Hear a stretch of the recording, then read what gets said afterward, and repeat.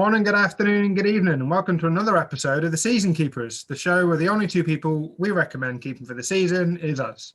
My name's Matt, aka Clean Sheet Wipeout. My name's James, aka FPL Drug. Good to see you, mate. How you doing? Yeah, I'm not too bad. Looking forward to a packed sort of European schedule this week. We've got the Champions League and Europa League to look forward to.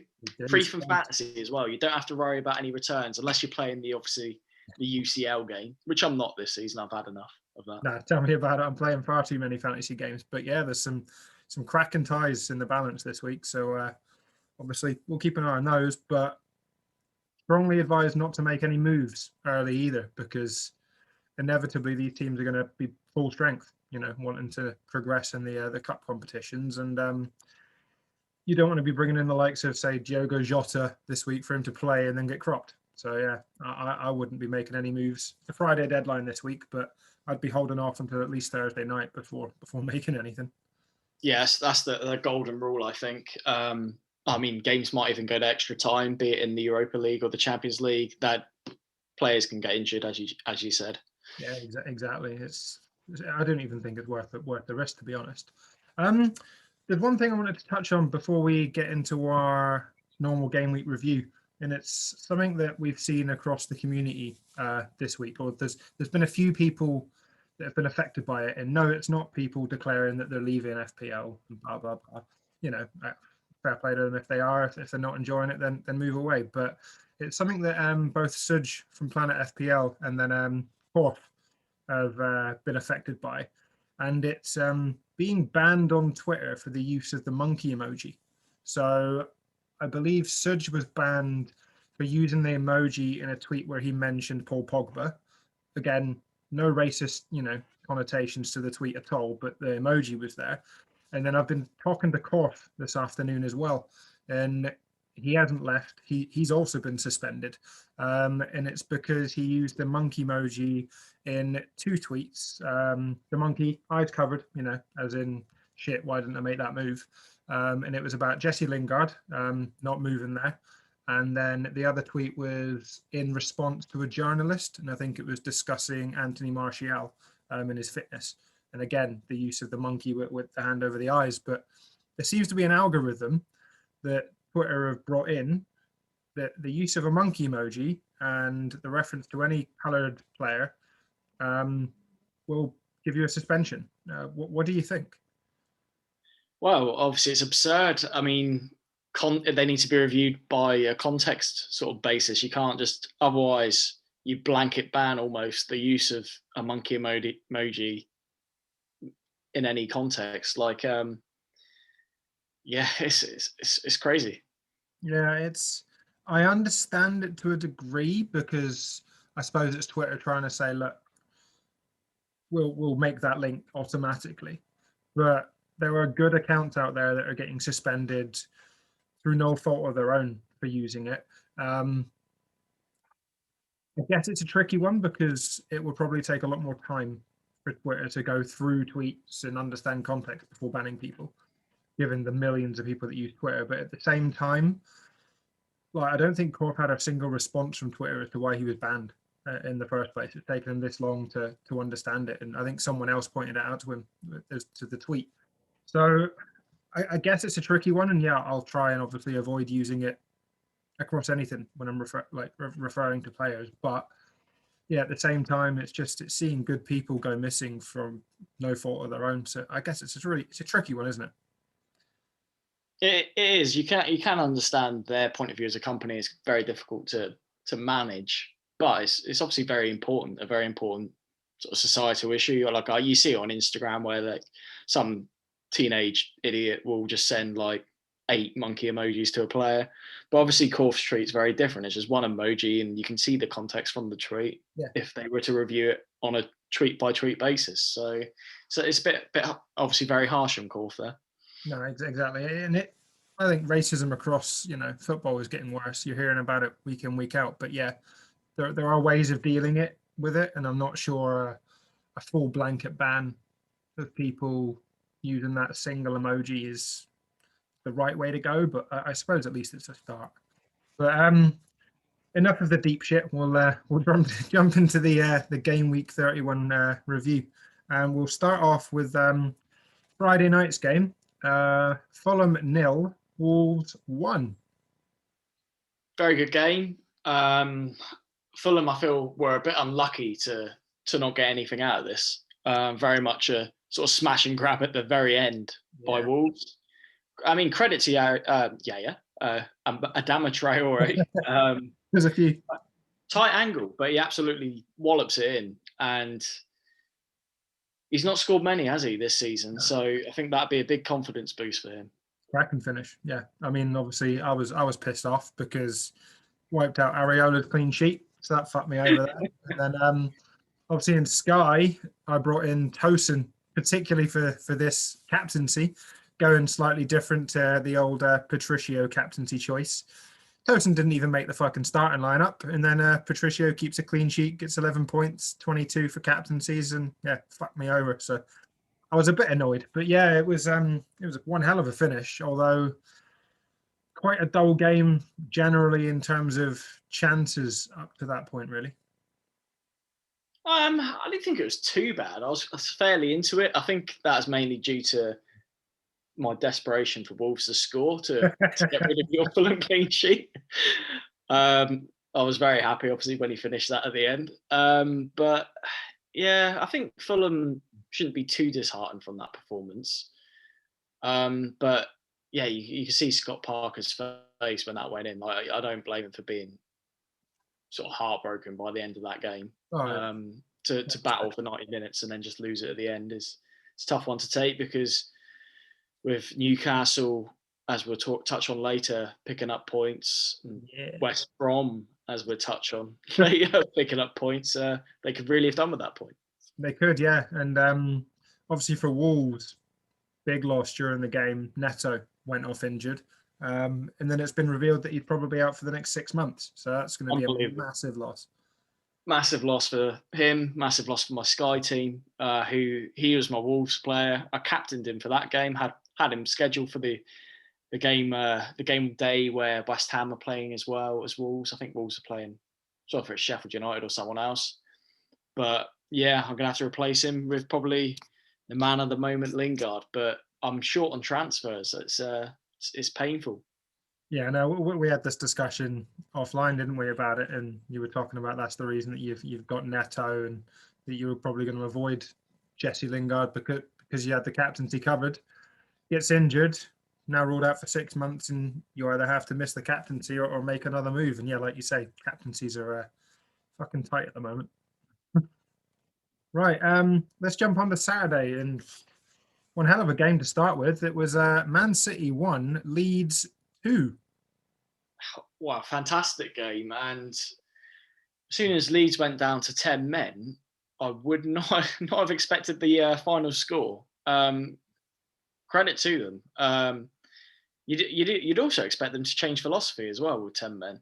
Like, to be able to sustain that pressing game where they all bomb forward and not get done on the break it's impressive with 11 men, never mind 10. So credit to Bielsa. Like, there's a tactical masterclass from him. Oh, it was unbelievable. I mean, obviously they made that slight switch where they immediately took Bamford off. They obviously didn't look best pleased, but looking at the result, right decision, because it meant that, yeah, you kept the likes of Rafinha on the pitch, but you didn't have that single focal point in Bamford. So yeah, the counter-attacks were hitting them with pace, and then obviously Defender and Man City were coming at you. I mean, there was a shit ton of chances. Meslier made 6 saves in this game. Man City should have won it. You know, likes of Raheem Sterling just failed to impress, and so many people went for Sterling captaincy this week as a single on wildcard before looking to move on. And once again, Sterling burns a lot of people in FPL.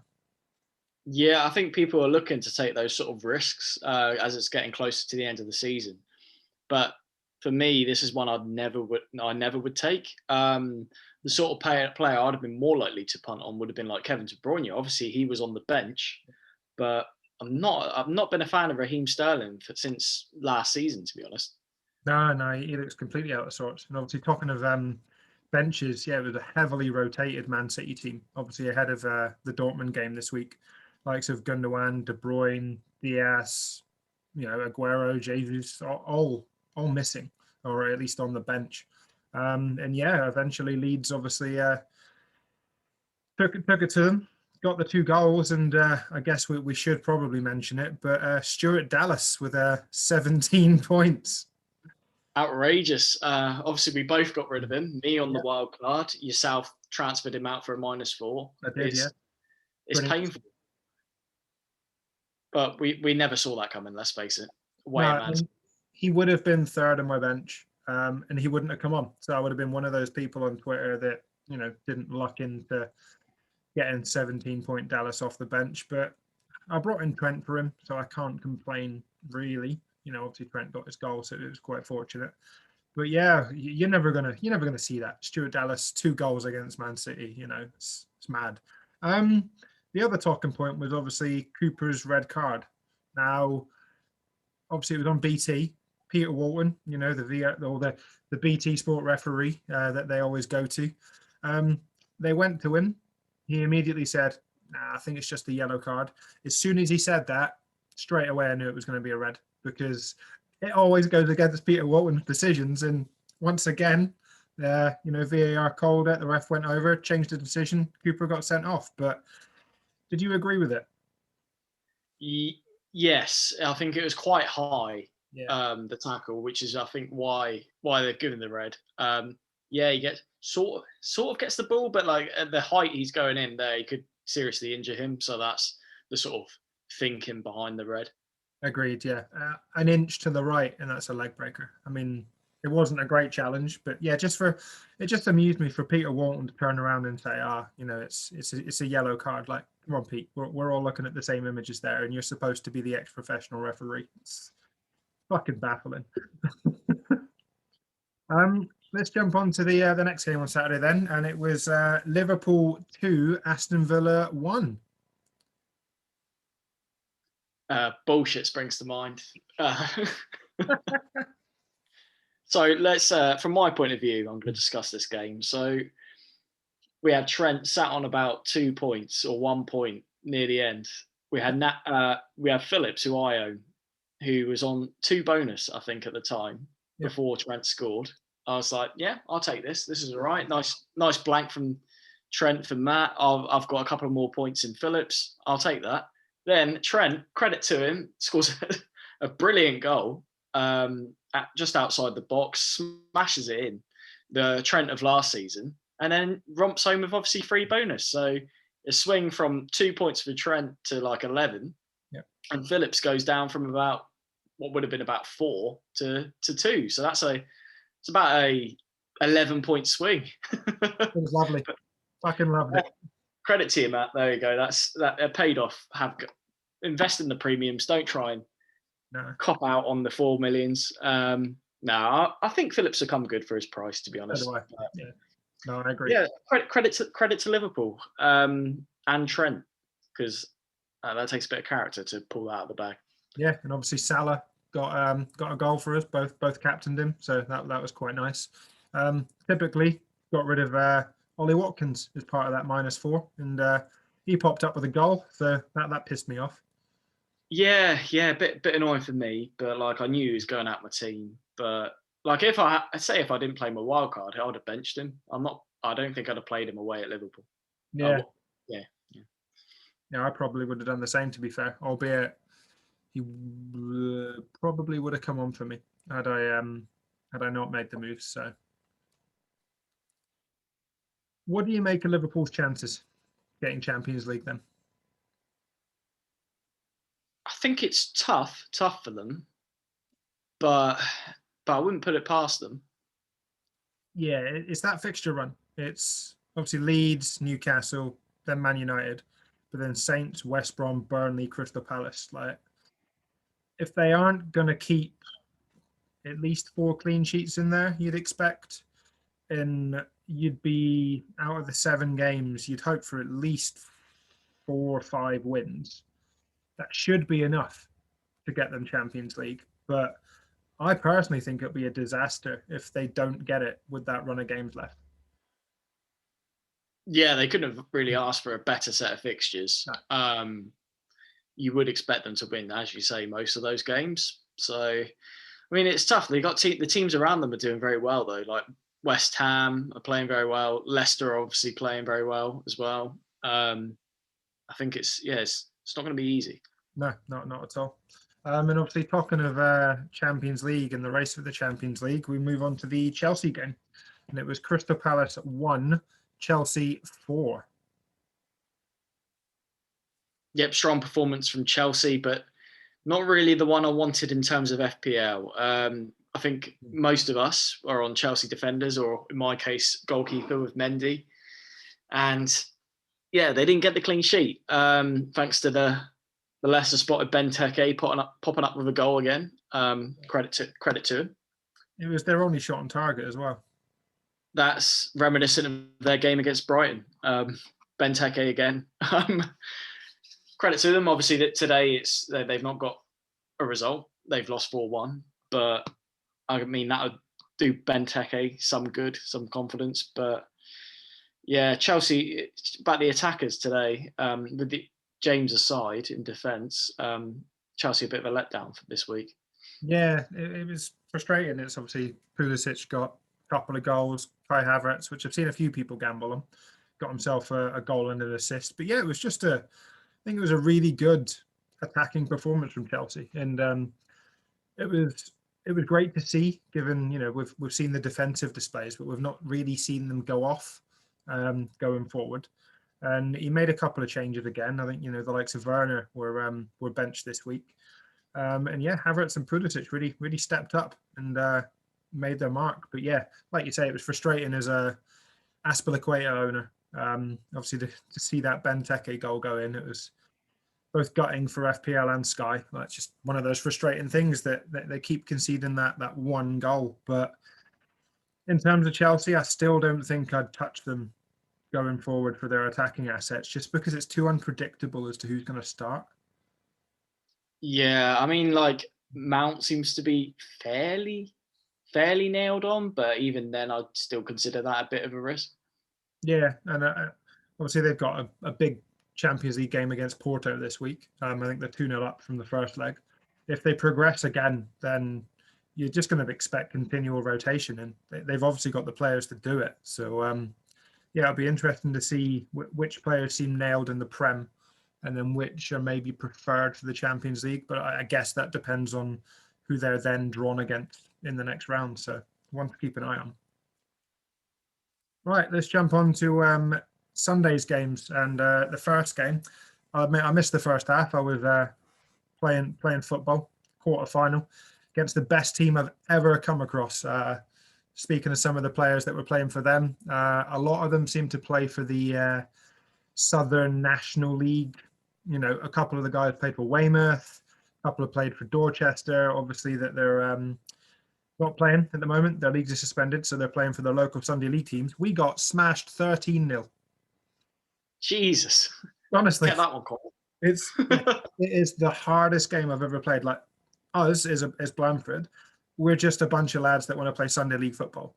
But the team that we played against are top of the Bournemouth divisions, albeit there's 7 divisions there. And because of that top league seemed to just attract like all the non-league players when they want a run out. And then yeah, we turned up at this ground, the full stands. There's like the pitch was lovely. They're like proper warming up, and we're just turning up, little bellies. And yeah, as soon as we stepped there, we're like, fuck this. And yeah, speaking to the guys after it was about 8 or 9-0, they were explaining who they play for, and we're like, yeah, okay, we understand. That makes you feel a little bit better. Hardest game I've ever played in. My legs still fucking hurt. But yeah, the game that I missed, or the start of the game that I missed, was Burnley 1, Newcastle 2. Yeah, a game of two halves. Obviously, Vidra was a gamble that I went for myself. I was very happy at this point in the game week. Obviously, he returned, took his goal well. But yeah, sadly for Burnley, they obviously fell away in the second half, mainly due to the substitution of bringing on Son Maximin. He's so important to Newcastle, as is Obviously, Callum Wilson, I think, also came on, didn't he? Yeah. Yeah, he just changes the game for them. He's their key man. Like without Saint-Maximin or Wilson, they'd be dead and buried. They'd be Sheffield United basically. Massive. He's that one player that gives them a bit of spark. Like Sheffield United are missing someone like that. Like if they had a Saint-Maximin, they'd be on 12 more points at least. Yeah, and obviously like Saint-Maximin and Wilson have had their injury problems this season. And that's the reason that they were both starting on the bench in this game. But eventually Bruce had to give in, brought Saint-Maximin on, and man, did he change the game. Like I watched the second half of this, and his goal was unbelievable. He just drives through them and then obviously gets to the 18-yard line, checks back on himself, creates that little bit of space, slots it home, and then obviously gets the assist for Murphy's goal. But yeah, like to come on in the second half, give the performance that he did, it can only give Newcastle hope. And that is a massive 3 points for them, particularly with Fulham obviously losing. And with a result like that, I think they've still got a game in hand over Fulham as well. I can honestly see Fulham being the ones that potentially drop out just because of this one performance. Like that, it's hard to describe, I guess, but it's a huge 3 points in terms of the run in this race. Well, yeah, so it's a big boost. As much as that was a boost, like obviously they then lose in the last minute to Wolves. That's just like the momentum, really. I feel like Newcastle will be feeling a lot better. Obviously, it was quite doom and gloom the last couple of weeks, but I think having him back is a huge boost, and you'd expect them to get some more points between now and the end of the season, and they're not too far off getting that magic kind of 38 kind of number. Yeah, exactly. Like you look at their run on paper, and it's tough by the last two games, which could be key. They're obviously Sheffield United and Fulham, but it's West Ham, Liverpool, Arsenal, Leicester, and Man City in there. I think they could give West Ham a good game. Obviously, we saw West Ham can score goals, but just as quickly concede. Liverpool away will be tough, but again, depends on which Liverpool turn up. Arsenal, well, it all depends on the day really. And if Arsenal progress in the Europa League still, they could be mass rotation by the time Newcastle come to play them. So there's every chance. But yeah, had they not got this win, I think Fulham for me would be massive favourites. But given it could potentially come down to that final game of the season, I mean, it's great as a neutral. To have that is the decider as to who goes down will be incredible. But yeah, I mean, providing we're safe and out of it, I'm quite looking forward to it to see how it sort of pans out. Yeah, I mean, as shit as we are, we're safe now. Last words. The big talking point in this game. Now, I missed it because it was in the first half, but the penalty that wasn't a penalty. Tarkowski effectively booting. Oh, Jesus Christ! Yeah.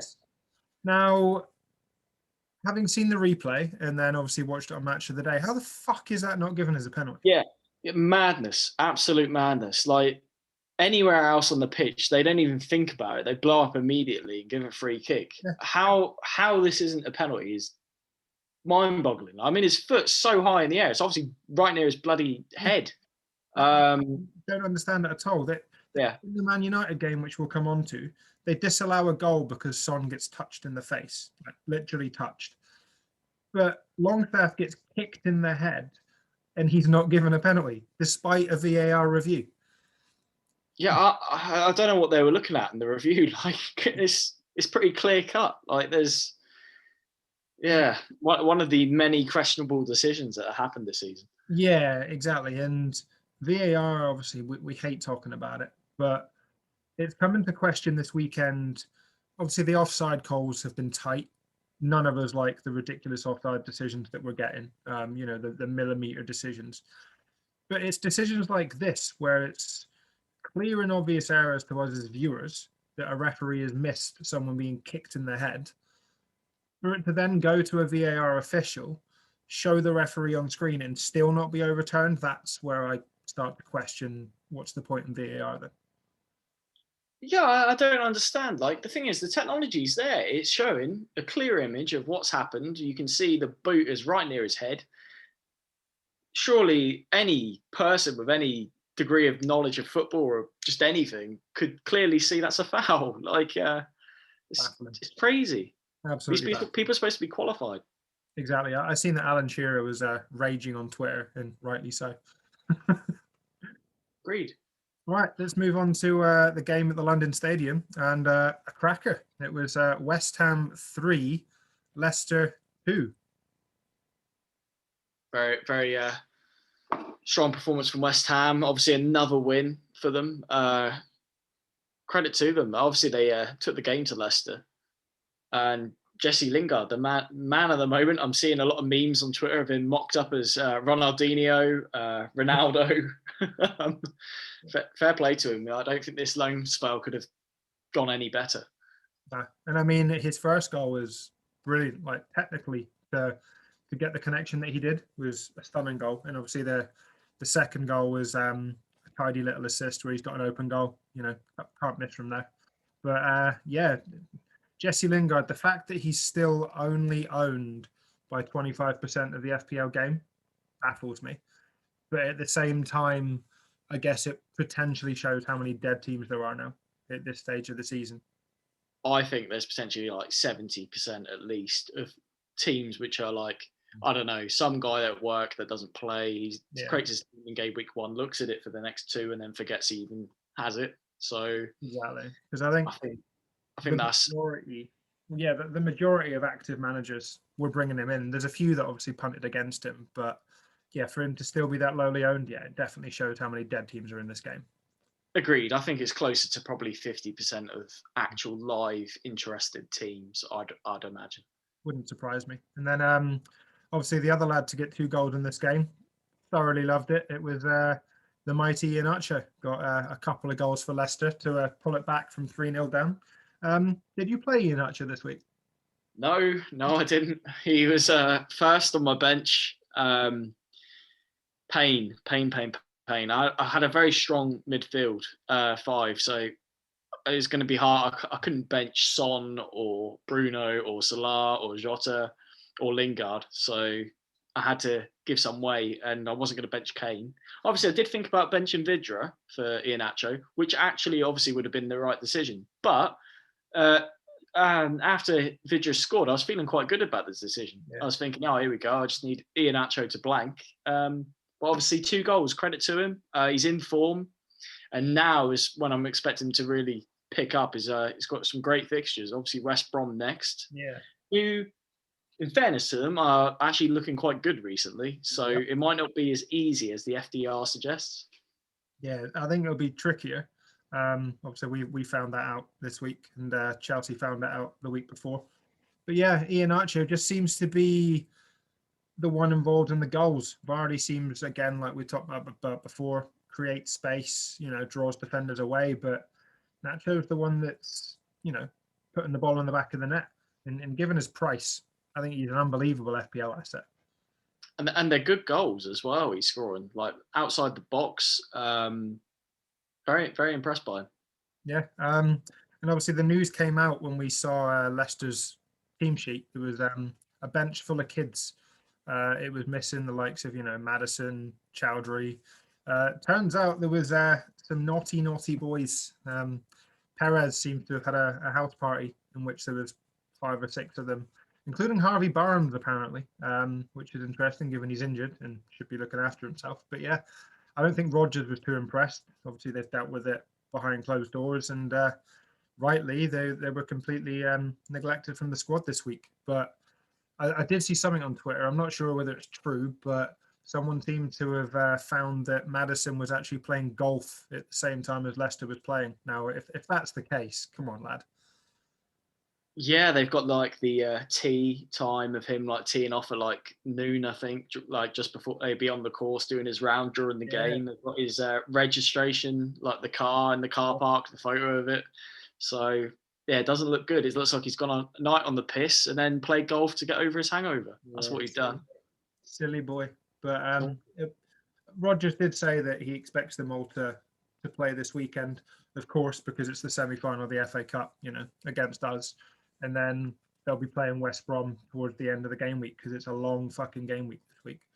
But yeah, it'll be interesting to see how they react at the weekend. That's for sure.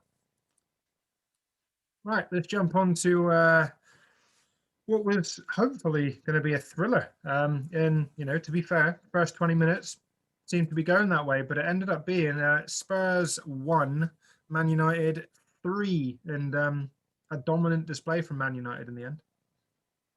Yeah, it was, particularly in the second half. Very strong second half display from United. Credit to Fred. It was a decent goal. He doesn't score many, but fair play to him. And Cavani was very strong as well. Obviously, he had a goal obviously ruled out. Perfectly good goal in my opinion. Like, I don't think Scott McTominay does much. He's just trying to brush off Son. He thinks he's closer to him than he is. He's obviously quite far back, so he catches him in the face. But obviously, Son goes down like he's been shot, essentially, rolling around on the floor for a good 10, 15 seconds after while they score, obviously. I think that one was a bit harsh in contrast to the Tarkowski one. Oh, agreed. Yeah, I think it should have been a perfectly good goal. Why that wasn't given, no idea. But I guess at least in the end, it didn't make a difference, which is a good thing. Because I thought Spurs started really, really well in this game. They looked lively. They looked up for it. They were creating chances. They were actually going on the attack. It was great to see. It seemed as soon as they went 1-0 up, and obviously halftime came, Mourinho almost told them to give up on what they were doing and defend. And that was it. And their game plan changed in the second half, their style of play. And Man United took full advantage of it and just absolutely dominated from start to finish in that second half, and rightly came away 3-1 winners. Probably could have been more. Yeah, it was a bit of a strange one for him to sort of change it when it was going particularly well. But it's not the first time Ollie's sort of outfoxed a strong manager. Like he's outfoxed Guardiola a couple of times, and he's this time outfoxed Mourinho. Obviously, in contrast to the reverse fixture where obviously Spurs battered United. So credit to Ollie for getting this result, and he was very happy as you saw the picture of him walking over to Luke Shaw, and then you had Mourinho trying to walk through them in the background, not looking happy. Loved it. Absolutely loved that photo. But here's a question for you. Obviously, neither of us are fathers, but if your kid went down holding his face like that, would you give him dinner? No. just like Ollie. I thought that was hilarious. I thought it really was. But I think Ollie cocked up a little bit because the comment there then allowed Mourinho to detract from the situation in his media, because then he spoke about Ollie rather than the poor performance from Spurs. So I think he almost gave him one there. But I bet Marcus Rashford wasn't too happy of the fact that his manager was stating that, given obviously his charity work for feeding kids in the UK. I was going to say, yeah, Rashford would be running to the rescue, going, "Where's this kid's parents? I need to give him a care package." Yeah, exactly. I bet he was like, "Gaffer, what the fuck are you doing? Like, you've seen what I'm trying to do." But yeah, come on, man. Yeah, right. Well, the final game on the Sunday was obviously Sheffield United 0, Arsenal 3, and it saw Aubameyang miss out through the flu, I believe. Yeah. So I think we had Saka, Lacazette, Pepe all starting.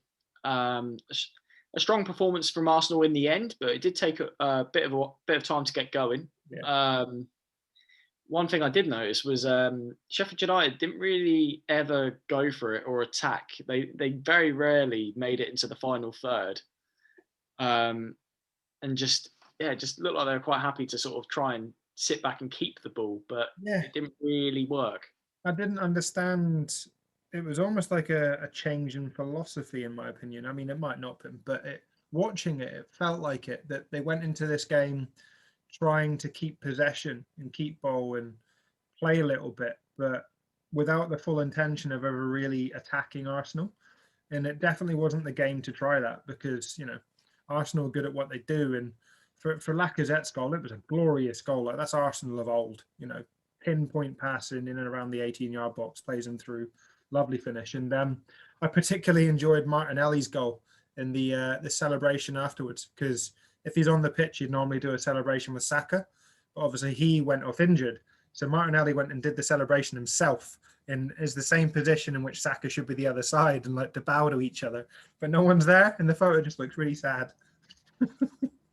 Bless him. But obviously, the player that we've spoke about quite a lot, and neither of us have gambled on him with the belief that he could have been rested for this game, and it sounds like he probably was going to be until Aubameyang, got the flu. But Lacazette continues to fire. Yeah, no, he's banging them home, and he's not too much in FPL. He's what, 8 million, 8 point something, and he's 8.3. 8.3. There we go. Yeah, very strong. It's just like the element of doubt in your mind with the Europa League. If they were to go out of that, then suddenly he becomes very attractive as an option, I think, in the game, because their fixtures until the end of the season are pretty good. And you'd fancy him in most games. He's been pretty clinical. Him over Aubameyang all day long. Yeah, well, this run that he's gone on, now that he's getting regular minutes since about game week 25, he scored 5 goals in 6 games. So speaks for itself. Yeah, he's very clinical. I like him as a player. Just in the past, he wasn't getting played enough and getting rotated. But yeah, as you say, he's been playing a lot recently. Yeah, agreed. And then obviously Arsenal kept the clean sheet. And for those that were on wildcard, I've seen quite a lot of people going, Leno, Holding.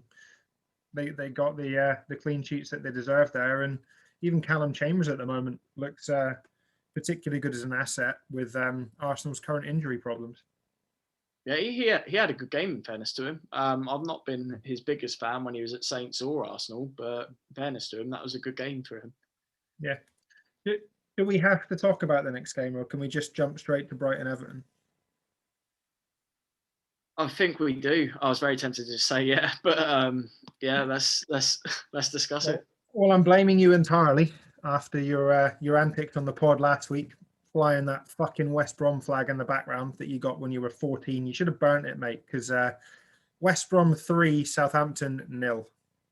Well, I certainly thought about burning it watching this. Yeah, never at the races really with Saints. Yeah, very disappointed in us. Ings sort of just didn't really play too well. We didn't play well as a team. Whereas obviously, yeah, West Brom played particularly well. They're carrying on their form. Their confidence is only going to grow. They've beaten Chelsea by what, 5 goals to 2. They've beaten us comfortably. Yeah. I wouldn't put it past them beating other teams, to be honest, other good teams. Too little, too late, though? Never say never, especially with Allardyce. I think he could pull it out and then carry on his record that he loves to shout about of never getting relegated. He could, yeah. I mean, I think the next 3 games, maybe 4, for West Brom are going to be massive if they're to stand even the tiniest of chances with Leicester, Villa, Wolves, and Arsenal. Because after that, you've got Liverpool, then obviously West Ham, and then Leeds to finish with. I still think they'll go down, but it is great to see them performing in the way that they are. And I even messaged Gemma Baggies on Twitter, just saying like they were schooling us. And since when do West Brom play like Barcelona? Now again, some of the moves that they were making was unbelievable. And even, after 4 minutes, when Dieng gets his goal there, baffling that's ruled out. VAR obviously calling it, or the linesman calling it offside. VAR then obviously drawing the line to the other player's foot, and then ruling the goal to be offside from the linesman's decision because they can't draw a line accurately from the player that's behind. Now, everybody can see from the angle that they showed that he's clearly onside. So how they're then using the technology as an excuse in that situation, I think is poor. Because if you can see it, that it's a wrong decision, then just give the goal. Now, I mean, even as a Saints fan, if that was the other way around, I'd be fuming. If, say, they disallowed a Danny Ings goal there for that situation, I'd be angry. So just as well it didn't, change the course of this game for West Brom fans, because I think this would probably end up being a bigger case than it was. Yeah, no, yeah, I'd agree with you there. Like, you want to see the sort of correct decision made, regardless if it's sort of for or against your team. Yeah. It's just getting silly. But yeah, credit to West Brom in this performance. Pereira, if they were to go down, there's going to be a fight for him. Big time. I think there'll be a few players in that West Brom squad that'll be wanting to be snapped up by plenty of other teams. I think Leicester would be a good team for Pereira, because with Yeah, like the likes of Maddison and Barnes being quite unreliable in terms of injuries, I think they could do with having Pereira there as sort of cover for, well, not cover, they'd probably start him, but you need, I think, but Maddison and Barnes keep getting injured, basically. yeah, no, that's a great shout, to be fair. On the other side, obviously, we had the Saints performance, and like you said, fucking woeful. The fact that we seem to basically pick our strongest 11. Arguably, obviously, you know, Che Adams and stuff is on the bench there, but I'd say that's probably our strongest 11 bar one, maybe two. It's almost like that they had the FA Cup semi-final on their mind as soon as they stepped on that pitch. Didn't want to get injured, didn't want to run themselves into the ground, didn't want to get sent off. They went into this as a training ground exercise and got absolutely fucked for it. I think so, yeah. I think that you've hit the nail on the head there. Eyes very much on Sunday. I think taking West Brom for granted. I think it's safe. This game was against Man United. I don't think they would have had that kind of same attitude. No, and it's frustrating because I sincerely hope Ralph then goes into them, you know, today and says, well, what was that? Because not only were they, you know, supposed to be playing for their place in the FA Cup semi-final, but I'd hopefully expect others to be given an opportunity now, given the performance of some. And then at the same time, like, not only should they then be playing for that game, they should be playing for their futures, because there's a few obviously contracts to be discussed and whatnot. There's likelihood that we're going to look to maybe try and buy again in the summer. We've had another sponsorship deal. We won't have loads of money, but we'll still look to invest a little bit. Players should be, you know, at this stage trying to play for their future with Southampton, and most of them on that pitch didn't deserve to be on there by the end of the game. No, very, very much. I mean, we're not guaranteed safety yet, but on the beach, I'd say. Yeah, it's baffling given you'd expect to play yourselves into a confident mood going into this weekend's, you know, arguably the biggest game of our season. So to put in a performance like that was woeful. And Prowsey's pen miss, I think, just summed it up, really. Yeah, right at the end. No consolation for us, no nothing. No, and I felt bad for people that gambled on him in Sky. There was a few that captained him. Obviously ended up on a -4, so painful. Yeah, very painful. A lot of people have held on to Vestergaard as well, who's been doing just shite really in Sky. Most of zeros. Right, and then moving on to the final game of the weekend, and a game that saw DCL drop out with a knock, hopefully fit for Friday, fingers crossed. But ended up being Brighton 0, Everton 0. Yeah, a cagey affair. I think Brighton will take this, to be honest. I think Everton are obviously a good side. If you take into account, like, I think they've got a game in hand. They're the very sort of top half of the league. They're a decent team. So to get a point is a big point. Yeah, especially when the Fulham have come away with nothing. Yeah, well, Brighton were the ones creating all the chances. They just weren't hitting the target. That was the problem. There was at one point, I think they had 15 shots and only 2 were on target. That Moder, quite impressed with him actually as a Brighton player, but every time he had the opportunity, he just seemed to snap at it, and it went flying high over the bar. But see, Lewis Duncan this got 3 bonus points for FPL, and then for those like yourself that have got them in Sky, again, you've benefited from the clean sheet, and there was a few out there that obviously captained him as well. Yeah, I captained him in my stronger top Sky team, mainly because I didn't have DCL. But yeah, it turned out very well for me.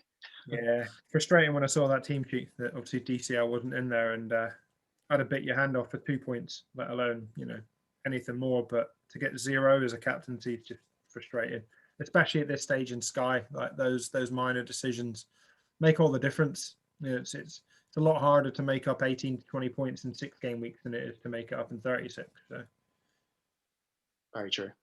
right, well, let's jump on to scores then, and I will let you go first. How did you get on in FPL? So in FPL, I got 59 points on my wild card, which is giving me a green arrow. Not as big as it was at the start of the week due to all those jammy bastards getting Dallas off the bench. But I'm up a solid 48,000 places to 300k. Lingard performing for me, Son, Vidra, Salah, Cody, romping home with the points. Ian actually on the bench for 13, but we'll try and forget about that. Nice. Yeah, well, I ended up on 69 points this week, obviously -4. Ian Acho, Lingard, Trent, let's see, Son's return there, and then the Salah captaincy. I think, yeah, they did the business for me. And you say you rose 48,000 places? I did, yeah. All right, that's my rank, 48k. So Ooh, nice.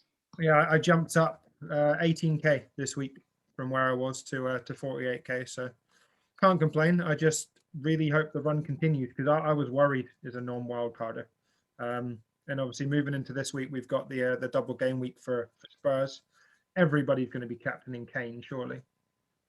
Oh, I think so. Like some might be a bit different and go Son, but yeah, you've got to captain one of those. And for me, it's Kane all day. I don't think it's worth overthinking, even with the likes of Ian Acho playing West Brom, Lingard playing Newcastle. I just don't think it's worth the risk this week. Everton away, Southampton at home, couple of goals at least, 2 or 3 goals, and you're laughing as a Kane owner, aren't you? Yeah, exactly. It's the safer pick by a mile.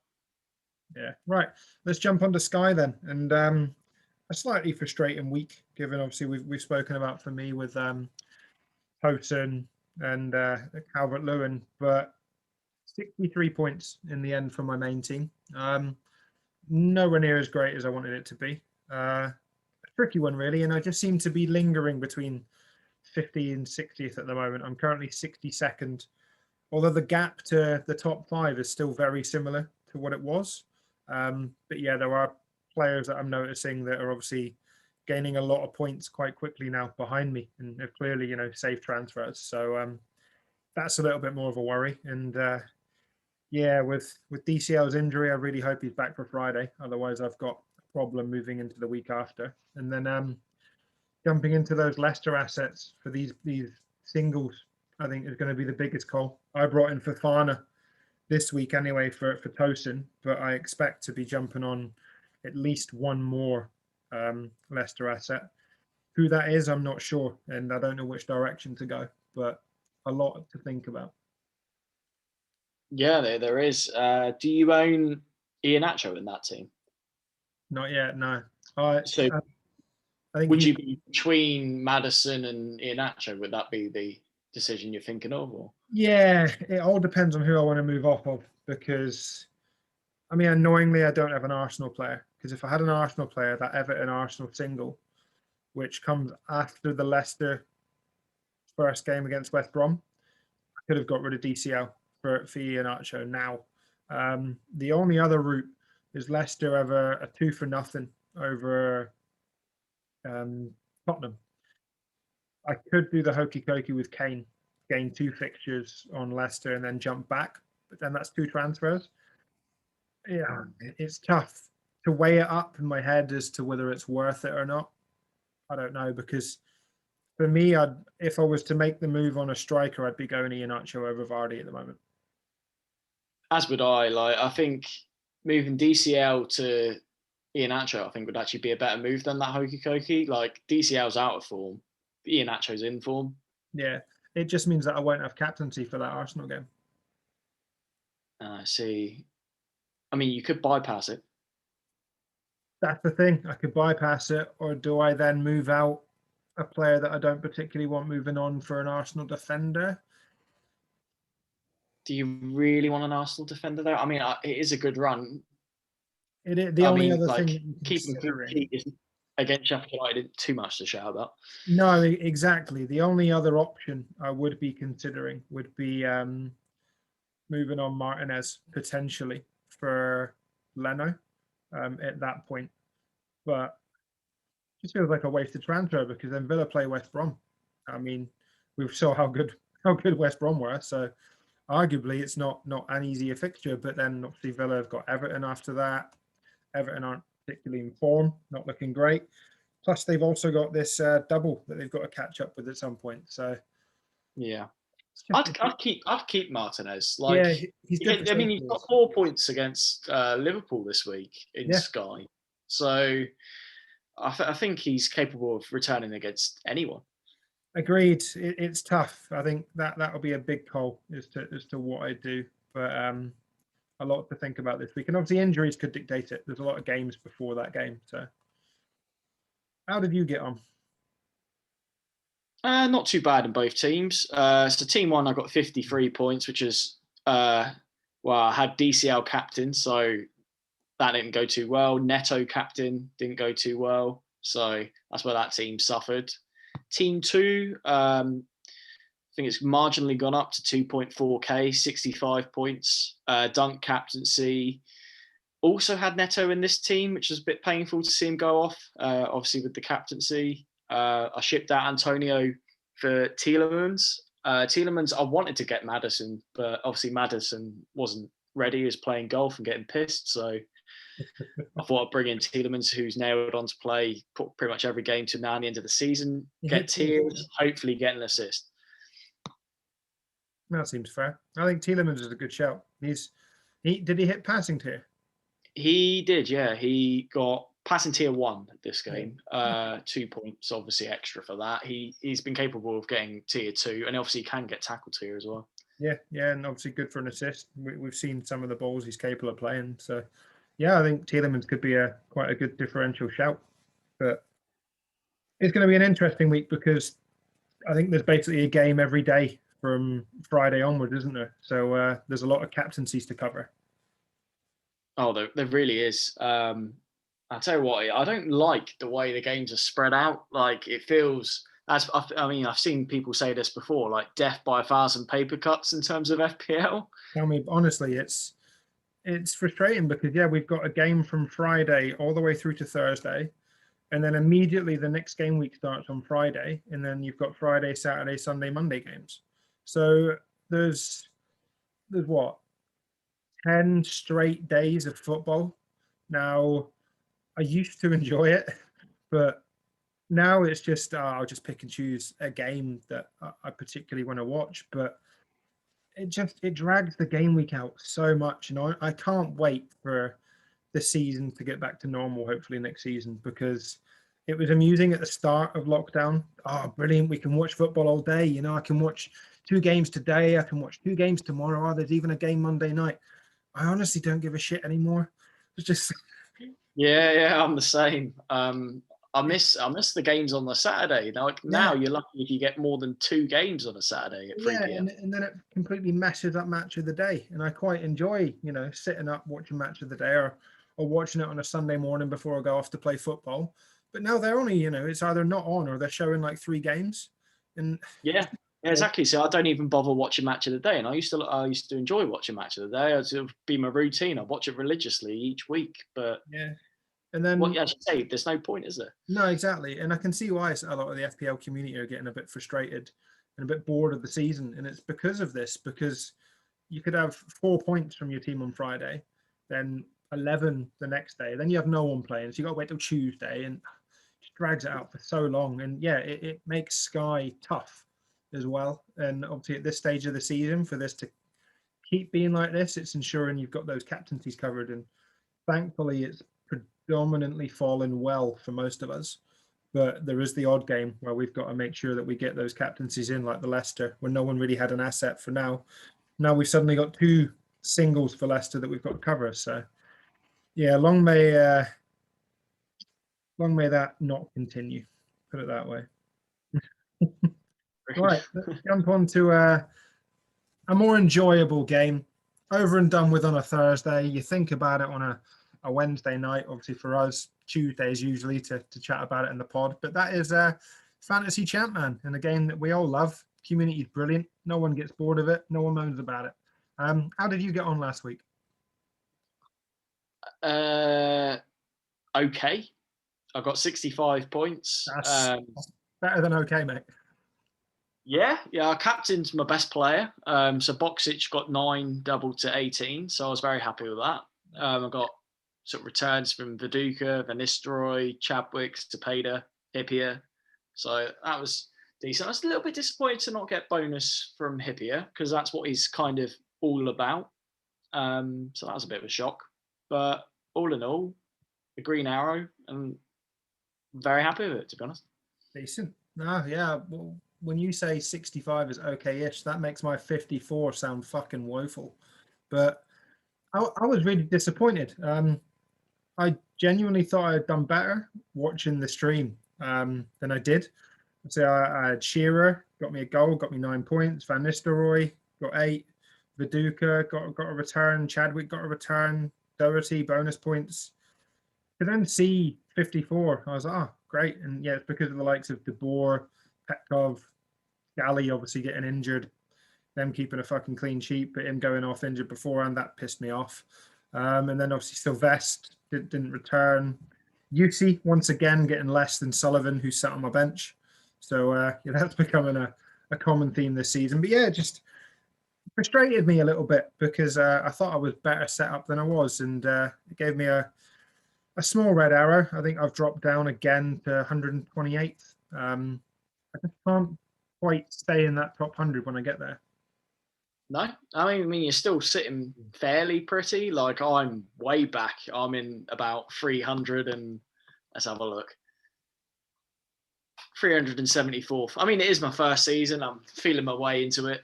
But yeah, I'm just having fun. I'm really enjoying it despite some shit performances.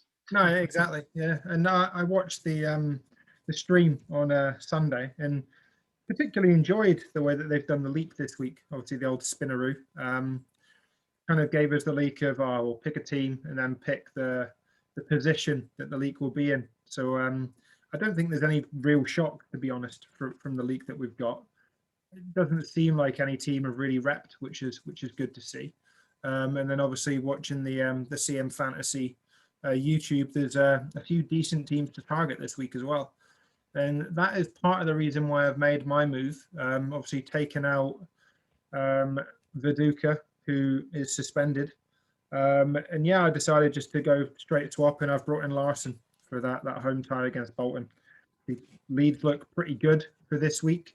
I was very tempted to go with Thierry Henry this week for their run, but the sim data just put me off a little bit with Arsenal against Everton this week. Arsenal and Henry don't seem to perform that well in this fixture, so I thought I'd hold off that 1 week and go with the man that burned me a little bit after not owning him last week. So fingers crossed Larson hits the ground running again, gets a couple of returns. Could be decent. I'm going to make the same move. So Viduka to Larson. Yeah, it was obvious that Kevin Phillips was also another interesting one. Sunderland seemed to perform really well against Ipswich at home. And I was tempted, but I just felt that I prefer Larson as an asset. Obviously, he's got that new player bounce, like the new signing bounce that people talk about. And yeah, I loved him as a kid, obviously growing up in Scotland. Him playing for Celtic, albeit, I'm a Hearts fan. Just seeing him week in, week out when I was a youngster, tearing it up for Celtic was lo and behold. And then here he is back in Champman, so I had to bring him in. Yeah, he's the man was a goal machine in real life, and I think he's pretty good in terms of sim data for the game. So yeah, it makes sense for both of us to bring him in. I was tempted to try and get Veron, but I can't do it. I can, even with upgrading Chadwick and downgrading Viduka, I can't really do it. I think I'm 0.5 short of Veron at 11.5. I didn't realise how expensive he is. Yeah, it's very tough to get in, especially if you want to keep the likes of, say, Rude in your team. Yeah, I'd have to wildcard to bring Veron in, and I don't want to wildcard until I know about the future of the blanks and doubles. Now I've saw quite a few people wildcarding, some successfully this week. I just I'm reluctant to do it because I kind of feel that I have to understand what's ahead of me first before doing it. And I do still have both my free hit chip. I've got all my chips. So triple captain, bench boost, and the 2 free hit chips. Could have some fun with them, but I really want to know the lay of the land before wildcarding. And we've actually got a few questions about wildcards. So do you want to jump onto those? Yeah, let's do it. Right. So first question in from FPL Red Arrow. And the question is, if you were to wildcard now, what would your draft look like? Question. I'd maybe not have Jaskalainen as my keeper, which I mean he's the highest scoring goalkeeper, but I don't know, like the last 5 weeks, he's not really done anything. Like I feel like maybe you could just get away with, say, Sullivan and have. It's tricky though because he's so cheap. Yeah, no, I agreed. It's tough. It's a benching headache as well, isn't it? Like we've both had this problem. Having both UC and Sullivan, whichever one we seem to play, the other one outscores Yeah. them. And it's just I almost wish I had a player that didn't play, like just a non-playing goalkeeper. But I think the number one target I'd want for my wild card would be Veron. He just seems to be excelling this season. Obviously, 11 goals, 10 assists so far. I think that's only going to get better. So not having him is starting to bite. I probably want Zepeda, again, another player that I've not owned. I really like that 7 million price point. I saw that obviously Craig Kemp wildcarded, and he hasn't touched the 7 million price bracket, and fair play to him. But yeah, for me, obviously the likes of Ronald De Boer, Petkov, Arca, they're all nailed effectively for returns, or have been very consistent this season. And I guess the decision would be like which 4.5 you'd go for in that fifth midfielder slot. For me, I'd probably still stick with Brian Hughes, to be honest, just because he's done well for me this season. And yeah, there are other 4.5 options out there, but I just quite like owning him. He's come off the bench a couple of times for points, and obviously he got that haul in the double game week. So I feel I'd be a bit dickish if I then just ditched him. I'd agree. Yeah, I'd agree with that. Like, I think Hughes and Wally are the best sort of 4.5 mids you can get. Obviously, you get Mads who plays every game, but yeah, exactly. I'd go Hughes probably. Defensively, you definitely want Doherty. I think you'd have to have him. Potentially a Chelsea defender, I think could be quite a good shout. I've not been on Chelsea defence at all this season, but I think they'd be good. And then obviously the likes of Hippier, usually nailed for bonus. And again, Liverpool play particularly well. Other than that, Bolton. Gardner. I'd probably go Gardner. Yeah, obviously we've got Gardner and Cooper, but I think I'd go Gardner just for returns in all instance. Up top is a tricky one. If I was wildcarding now, probably still have Van Nistelrooy. I'd go Van Nistelrooy, Veron double up. I know you're then not captaining one, but I'm too much of a wimp to not have Van Nistelrooy. Obviously the alternatives, Phillips, good for a goal. Owen seems to have picked up a little bit of form, albeit form isn't a thing in this game. And then Thierry Henry, I think Arsenal's fixtures are very good moving forward, but there are some really good, cheaper forward options as well, aren't there? Obviously Boxic, Rickard, Middlesbrough-wise, looking quite tasty. Whereas looking at the sim day, I wouldn't really be going near Spurs anymore. I think their new manager signing seems to have a bit of a negative influence on the likes of Rebrov and Selakovic from what I've seen so far. That's quite interesting. I mean, I've not really been a fan of sort of Tottenham's attacking players at all, with the exception, obviously, of the double. They've not really done too much, really. No, not. Yeah, as you mentioned, there's some good cheapies out there. Like I've been a big fan of Boxic. I'd say like I'd want Johnston and Zepeda on my wild card as well. Johnston's Johnson, so yeah, consistent. Like the amount of assists he gets is insane. great shot. I mean, obviously, season one, absolute wonder. And then yeah, the postman continues to return. He's been on fire lately. And yeah, it's quite surprising. I think we spoke about it at the beginning of season two, and that Johnson potentially wasn't a viable asset anymore. But yeah, lately he's just constantly on that stream, isn't he? Yeah, it makes you wish you had him. I mean, I could go for the triple up. I've got the double up of Zepeda and Boxic, but you'd feel like you'd be fairly set for some good returns having him as well. Yeah, no, you would definitely. Right, let's jump on then to FPL Buddies question. FPL related for the first one. Possible Neto replacements. Well, there's obviously two that scream out at you straight away. First one being Jesse Lingard. Second one being, oh my God, what's his name? Forgotten his name. Jota. There we go. Yeah, I agree. I guess yeah, it's a tricky question to answer, given I don't know your midfield. But obviously, like James has said, Lingard and Jota probably two of the most primed assets in and around that price point. If you've moved off of Leeds or if you don't have Rafinha, then Rafinha at 5.5 I still think is brilliant moving forward.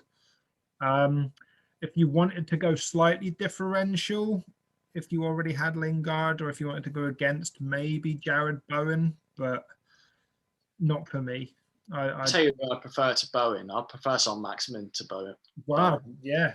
I mean, yeah, if he's going to get games and plays in the manner that he did, could be a great differential if you're chasing in mini leagues. The second question that was in from FPL Buddy, I guess we're a little bit hit and miss with the last full wildcard question, but who would be your 5 midfield picks if you had to activate it this week? So yeah, I'd probably have Johnston, De Boer, and then Arca and Petkov, and maybe Zenden or Carboni. Okay. I feel like those are the sort of two strong Chelsea mids that kind of go under the radar a little bit. Seems a decent shout, yeah. For me, I think I'd go Veron. I'd want him in there. I'd then probably go for De Boer. He's been brilliant for me since I've owned him this season. I'd go Petkov. I'd probably bring in. It would be a toss-up between Arca and Zepeda. I'd probably go Arca at the moment, and then I'd have to bring in a 4.5. So looking at them, yeah, like I said, I'd probably just stick with Brian Hughes, to be honest. But yeah, at the moment, I think that would be my 5 in midfield. Final question then from FPL Dempsey, and it's a Sky FF related question. So it's actually quite an interesting one, and something I've thought about, but probably too pussy to do. Is it worth placing more consideration on players and teams in the relegation battle? I'm thinking along the lines of, say, Maximin, like you've mentioned, and Pereira, rather than piling in on teams like Leicester and Liverpool. I think that'd be quite a good shout, to be honest. I think that's where you'd potentially make ground as well, Yeah.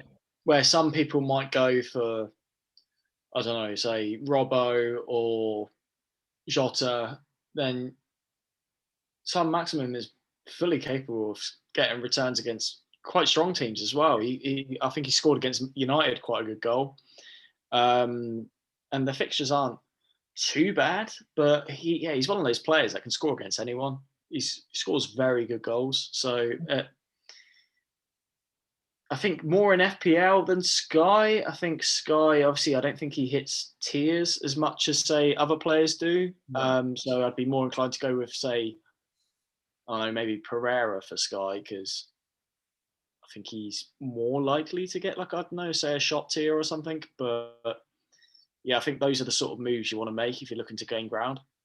Yeah, it's very much risk and reward. I guess it depends on your rank, but yeah, like for instance, those that went Pereira yesterday for a captaincy shout, We'll then obviously have that captaincy for the Leicester fixture. Won't then have to go for a Leicester asset. I think it's a great opportunity for points, and Pereira's on form at the moment, so why not? But yeah, I guess it's just weighing up on whether you think it's worth it to, like, Leicester defensively and Liverpool defensively. The fixtures look good, and then tiering. But if you are going to go for a differential, I'd always check to see if they like consistently hit tiers, even if they concede, because at least you're set in the ballpark at maybe 4 or 5 points rather than 2.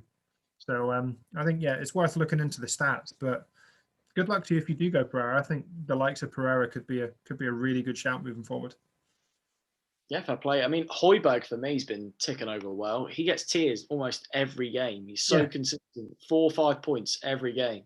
Exactly. Like he hit against United and they lost 3-1. So yeah, I had him all the way up until overhaul, and then obviously decided against going with him. Same with Stuart Dallas. It's frustrating.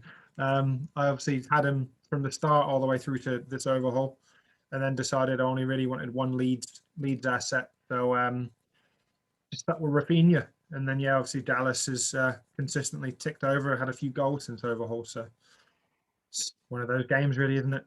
Learning curve. Yeah, I mean, I've just had a look, and Højbjerg's hit tiers 8 out of the last 10 games. Yeah, there you go. It's the consistency that you want to look for. And I think for me, it's one of the biggest things I've learned this season playing Sky is the tiering. And I understood it briefly at the start of the season, but perhaps not in as much depth. And then looking at FF Stuff's website, I mean, if you haven't checked it out, you have to. Brilliant. The data that he's got on there now is unbelievable. But I think that'll be well worth a look going into next season to see the players that do consistently hit those tiers and then judging against their price points, because 2, 3, 4 points each week from these players can make all the difference. Yeah, it really can. It changes a blank to a decent return. Yeah, exactly. Right, well, I think that draws to an end the football chat, and you'll be pleased to know, James, it'll be the last time you see me with this absolute mess of a hairdo that I've got, because Did you throw going? I know, tell me about it. I have booked myself for a fucking barber appointment Friday afternoon, and I can't fucking wait. Good man. Right, well, on that joyous note, I think it's been a pleasure talking to you, mate. Good luck for this incredibly long game week, as we've just spoken about, and I will speak to you soon. It's a goodbye from me. And goodbye from me. Cheers, guys.